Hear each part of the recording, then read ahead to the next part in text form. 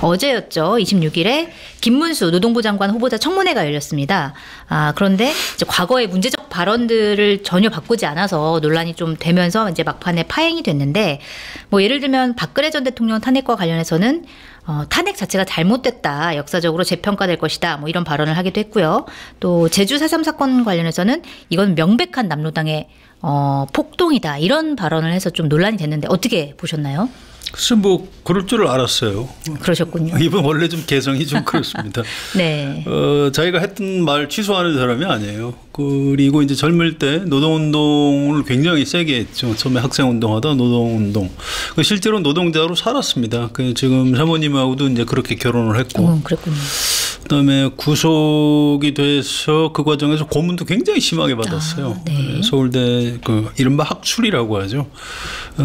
서울대 학생들이 이제 노동계 현장에 들어가서 뭐 이렇게 이제 우리나라 민주화에 굉장히 많이 이제 기여를 했는데 80년대 말에 소련이 무너지는 걸 보고 이제 생각을 바꿨죠. 뭐 그건 그럴 수 있습니다. 그런데 그러면 내가 이제 운동권을 했던 게 뭐가 좀 문제가 있다. 뭐 그러면 그 다음에 조금 이렇게 좀 조심해서 살아야 되는 겁니다. 네. 왜냐하면 저희가 후배들을 또 운동권에 끌어들이기도 했고 이제 그러니까 내가 보니까 좀 잘못 알았던 것 같다. 이렇게 좀 반성하고 성찰하는 태도로 살아야 되는데 이분은 정반대로 또 이제 막 극우 쪽으로 막 달려가는 거예요. 그래서 뭐 박정희, 이승만이 옳았다 그러고 뭐 박근혜 대통령이 뭘 잘못했냐 이렇게 하고. 하도 신기해서 저도 좀 찾아봤더니 이게 유럽이나 미국 쪽에도 옛날에 좌파를 하다가 전향을 한 다음에 그 전향한 탄력으로 쭉 잘 나가는 그런 말이 있습니다. 그게 전향 출세주의 또는 전향 상업주의. 그런 말이 용어가 있군요. 용어가 있더라고요. 그러니까 뭐 책도 쓰고 강연도 하고 뭐 이렇게 하면서 돈도 많이 벌고 이제 그게 전향 상업주의. 그 전에 KBS 라디오 토론에 한번 김문수 경기지사 때 출연하셨길래 제가 그걸 물어본 적이 있어요. 혹시 전향 상업주의, 전향 출세주의 뭐 이런 말을 아시냐 그랬더니 좀 굉장히 안 좋은 표정으로. 그날 방송 끝나고 나서 오늘 토론 굉장히 어렵게 하시네요. 그러더니 그다음부터 저를 별로 안 좋아하는 것 같아요. 그래서 전곡을 찌르셨으니까. 좀 특이한 분이다. 아니 뭐 제가 꼭 김문수 그 당시 지사님을 꼭 비난하려고 했던 건 아니에요. 다만 좀 너무 좀 극단적인 이른바 이제 좌파에서 좀 정반대로 또 극단적인 우파로 가는 게 별로 좋아 보이지 않아서 말씀을 드렸던 건데 지금도 그러고 있는 것 같아요. 윤석열 대통령이 다른 자리는 몰라도 사실은 노동부 장관을 시키면 안 되는 사람인데 여러모로 사실은 그렇습니다. 문제들이 있어 보이네요. 지금 사실 오늘 토론 이것만 가지고 해도 충분해요. 뭐 별로 그러고 싶지는 않습니다. 그냥 적절치 않은 인사다.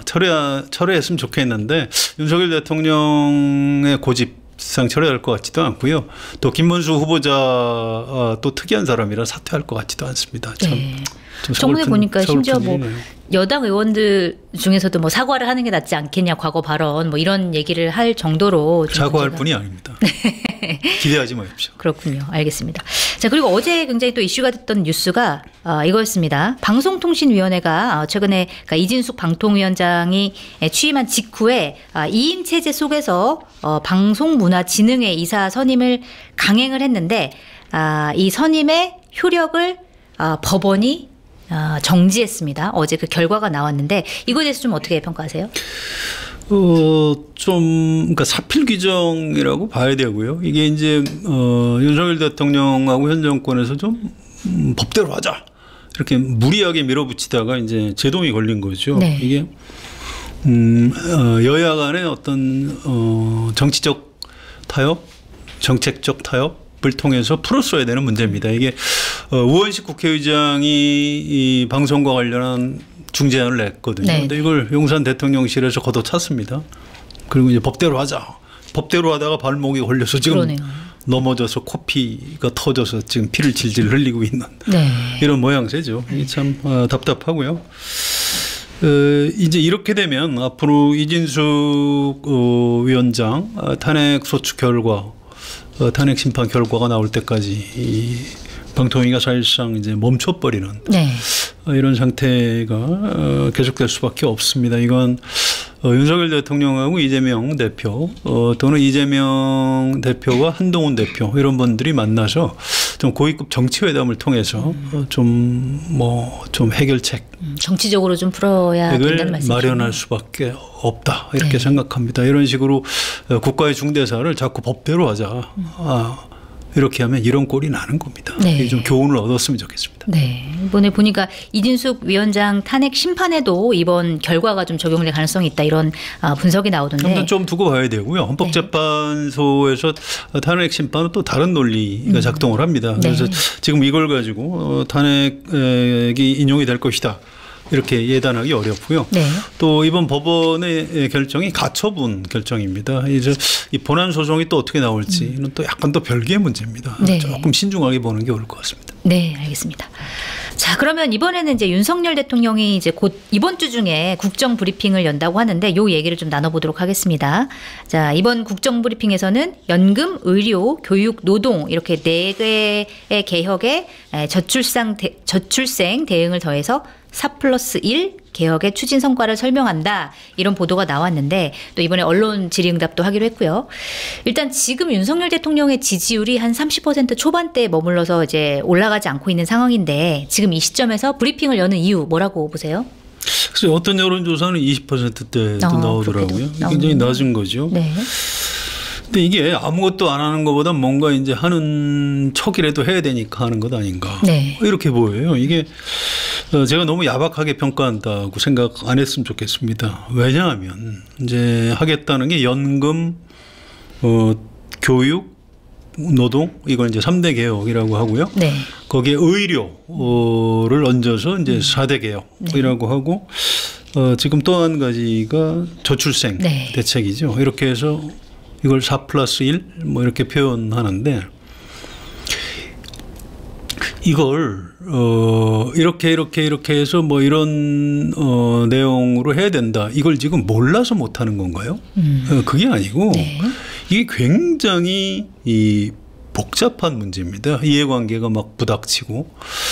그래서 이걸 국민을 어떻게 설득할 것인가, 또 그 각각 그 이해관계가 걸려 있는 우리 대한민국 공동체 구성원들을 어떻게 설득할 것인가, 이게 문제인 겁니다. 네. 원래 개혁이라는 게 뭘 개혁할 것인가, 뭐 이런 거보다 어떤 경로로 설득을 해서 개혁의 성과를 낼 것인가, 이게 훨씬 더 중요한 겁니다. 네. 이게 국정 브리핑 해서 이렇게 저는 개혁하겠습니다. 여러분 좋습니까? 좋죠. 그래서 어떻게 할 건데요? 대답을 해야 돼요. 윤석열 대통령이. 지금 네. 저는 뭘 좀 잘못됐다고 생각해요. 지금 국정 브리핑을 할 때가 아니고 이재명 대표 만나야 됩니다. 이재명 대표가 민주당에서 이번에 전당대회에서 재선출됐죠. 네. 이번에 전화도 안 했죠. 그리고 전화는 얘기를 못 들었고 네. 뭐 화환 네. 뭐 화환을 뭐 전달하려고 했는데 뭐 연락이 안 돼서 그 참 부끄러운 얘기인데 축하 전화하면 안 되나요? 둘이 직통 전화번호도 알고 있는데 네. 아무리 미워도 이재명 대표는 민주당의 대표예요.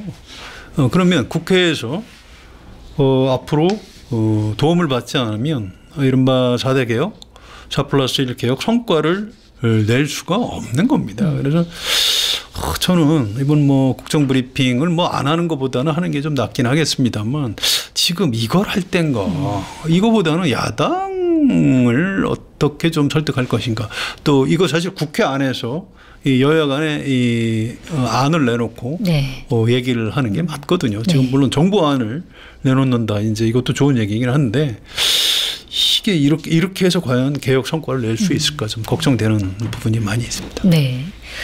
자, 그리고 사실 윤석열 대통령이 최근에 반국가 세력에 대한 적개심이 굉장히 강한 것 같습니다. 여러 번 강조해서 얘기를 해왔는데 이번 브리핑에서도 이 발언이 나올까요? 어떻게 보세요? 뭐 설마 그렇게 하겠습니까? 국정 브리핑인데.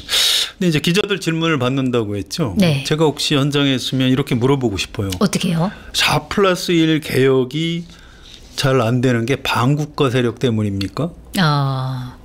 그렇다면 반국가 세력의 방해를 어떻게 물리칠 생각이신지 윤석열 대통령님 답변해 주시기 바랍니다. 네. 이렇게 묻고 싶어요. 대답이 굉장히 궁금해지네요. 저는 현장에 없으니까 우리 네. 용산 대통령실 출입하는 기자 중에 누군가가 이렇게 좀 물어봐 줬으면 좋겠어요. 알겠습니다. 누군가 보고 있다면 한번 물어봐 주시면 감사하겠습니다. 자, 그리고 이번 국정브리핑에서 이제 많은 사람들이 주목하는 게 윤석열 대통령이 직접 국민연금 정부 개혁안의 뼈대를 발표할 거다 이렇게 이제 보도가 나왔기 때문인데요. 이 방향이 좀 궁금하고요. 또 국민연금이 굉장히 오래된 문제인데 어떻게 풀어가야 된다고 보세요? 이거 쉽지 않을 겁니다. 이게 총선 직전에 여야 간에 이제 상당히 합의를 이뤘었어요. 그랬었죠. 현재 보험료율이 9%에서 13%로 인상하자 그렇게 했고요.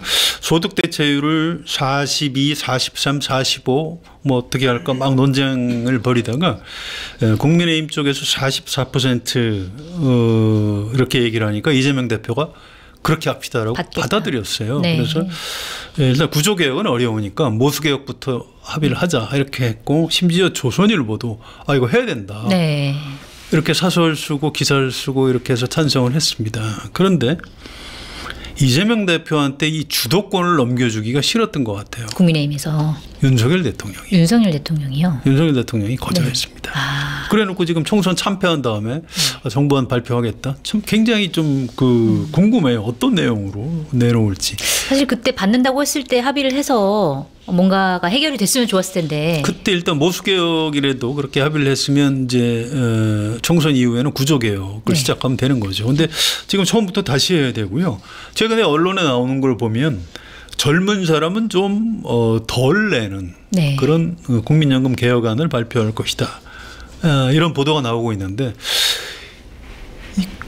잘 모르겠어요. 이렇게 나오면 이게 세대 간의 갈등이 벌어지는 겁니다. 아니 뭐 이제 반대로 생각해 보세요. 그럼 나이 든 사람은 야 우리가 죄인이냐?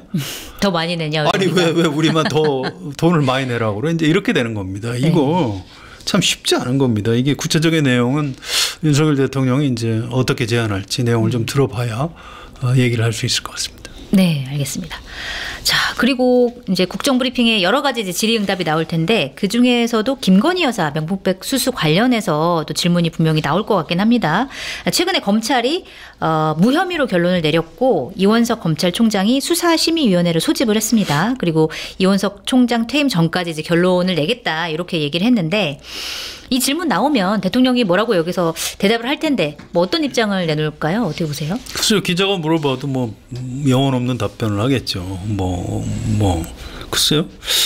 이게 전에도 여러 차례 말씀드렸지만 윤석열 대통령한테 가장 소중한 것이 뭘까요? 자기 자신보다도 김건희 여사가 더 소중할 것 같은데요. 네. 그렇죠? 대통령 측에서 사퇴하면 사퇴했지 김건희 여사를 혹시라도 뭐 감옥에 보낼 가능성이 있다 이런 선택을 할 것 같지는 않습니다. 그래서 특검이 야당 주도로 또 여당 안에서 이탈표가 발생을 해서 가결이 되는 한이 있더라도 윤석열 대통령이 특검을 받아들일 것 같지는 않아요. 그래서 이거는 그냥 한동훈 대표를 비롯한 국민의힘에서 생각을 바꿔야 된다고 봅니다. 네.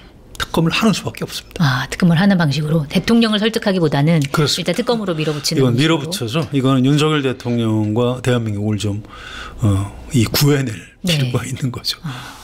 알겠습니다. 자, 그리고 지금 가장 심각한 문제가 바로 의료 공백입니다. 의정 갈등 때문에 의료 공백이 굉장히 오랫동안 지속이 되고 있고 최근에는 전공의들이 이제 빠졌기 때문에 업무 공백이 생겼는데 거기를 이제 대신해 오던 간호사들도 파업을 하겠다, 도저히 못 참겠다 이렇게 예고를 하고 나섰는데 추석 때 또 여러 가지 사건 사고가 많이 벌어지기 때문에 국민들의 우려도 굉장히 커지고 있습니다. 이것도 이제 국정브리핑에 언급이 되어야 될 것 같은데 최근에 또 보도를 보니까 한동훈 대표가 대통령실에 제안을 한 게 있다고 합니다. 2026학년도 의대 증원을 일단 보류하자 이거를 제안을 했는데 대통령실에서는 거부했다. 뭐 이런 보도가 나오기도 했는데 일단 이 문제 어떻게 해결을 해야 될까요? 글쎄 뭔가 양보안을 낼 수밖에 없다라는 한동훈 대표하고 국민의힘 쪽 의견이 설득력이 있다고 생각합니다. 뭐 어차피 유연하게 의료계하고 대화를 다시 해야 돼요. 그런데 이렇게 끝까지 버틸 수 있을지 끝까지 거부할 수 있을지 좀 두고 봐야 될 것 같고요. 지금 응급실에서 환자를 안 받아줘서 환자가 돌아가시는 사례가 여러 건 보도되고 있는데 이 대통령실에서는 그 전에도 있었던 거다 이렇게 얘기를 하고 있어요. 네. 아니 이게 이분들이 도대체 이 감수성이 있는 건지, 그러게요.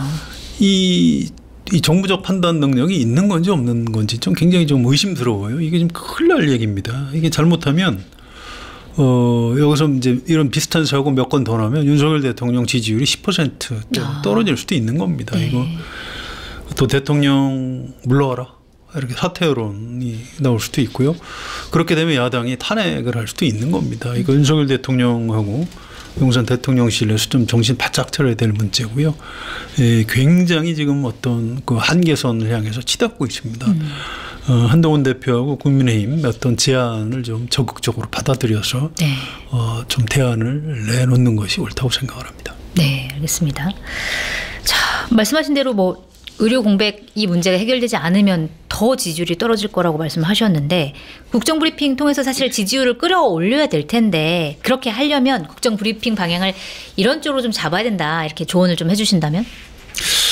글쎄요, 뭘 하겠다고 아무리 발표해봐야 좀 설득력이 없잖아요. 네. 그리고 국회는 민주당이 절대 다수 의석인데 국민 여러분 도와주십시오. 그럼 지금 국회 해산하고 총선 다시 할 거예요? 그건 이제 말도 안 되는 거거든요. 자존심 상해도 야당한테 머리를 숙여야 되는 겁니다. 이 윤석열 대통령은 굉장히 특이한 사람인데 이거 생각을 바꿔 먹어야 돼요. 이재명 대표 협조 못 구하면 정권 운영해 나갈 수 없는 겁니다. 그래서 국정브리핑에서도 개혁을 내가 이렇게 하겠다.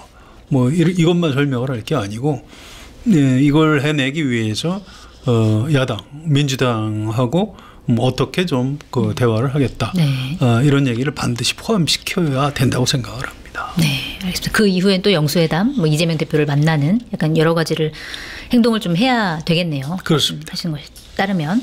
알겠습니다. 오늘 말씀 여기까지 들으려고 하는데요. 덧붙일 말씀 있으실까요? 그래서 지금 하던 얘기의 연장인데요. 네. 과거에 이제 박정희 대통령은 이제 독재자였어요. 그래서 국회에서 여야 의원들이 이렇게 싸움하는 식으로 만들고 자기는 백성을 위해서 엘리트 관료들하고 대한민국을 위해서 일한다. 이런 통치자로서 상징 조작을 했습니다. 그래서 네. 공정동에서 사실 시바스리갈 이런 양주 막 먹고 그랬는데 밖에 나가면 이제 밀짚 모자 쓰고 농부들하고 막걸리 마시는 이벤트도 하고. 네. 원래 독재자가 그런 겁니다. 또 전두환 대통령은 기자회견할 때 본인은 이런 표현을 썼어요. 네, 네. 그래서 저 사람 참 건방지다 이제 이런 생각을 했는데 또 9시 뉴스 밤 9시에 이렇게 9시 15와 동시에 전두환 대통령은 네. 이렇게 뉴스를 시작하니까 땡전 뉴스란 말이 나왔죠. 그렇죠. 네. 근데 이 두 독재자의 특징은 국회나 야당을 무시하고 그냥 국민을 직접 상대하려고 했습니다. 또 그게 가능했던 게 국회에서 절대 다수 의석을 가지고 있었기 때문이에요. 그런데 지금 윤석열 대통령은 국회에서 절대 다수가 아니고 절대 소수를 그렇죠. 확보하고 있는. 그래서 국회하고 야당의 협조를 구하지 못하면 사실은 아무 일도 할 수가 없는 겁니다. 이게 총선 참패 이후에도 지금 별로 태도가 달라지지 않고 있어요. 그래서 윤석열 대통령한테 이 말씀을 꼭 드리고 싶습니다. 윤석열 대통령님, 박정희나 전두환 대통령이 아닙니다. 네. 좀 이제 좀 꿈에서 좀 깨어나셨으면 좋겠습니다. 네, 알겠습니다.